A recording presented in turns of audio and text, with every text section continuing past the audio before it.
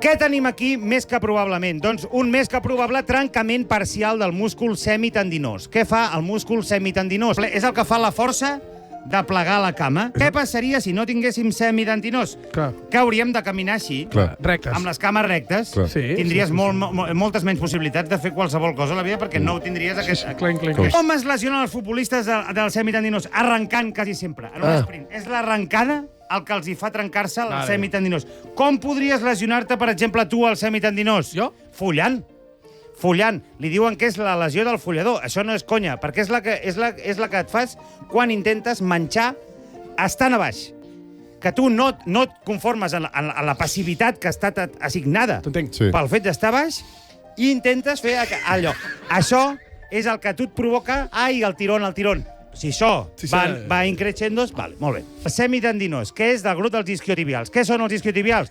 Com el seu nom indica, és un isquio de caràcter tibial. Què vol dir isquio? Bueno, doncs isquio ve de quan el metge t'està tocant al davant de la cama i tu, efectivament, ja ho saps, Magí, li dius, no, doctor, isquionem fa mal és aquí.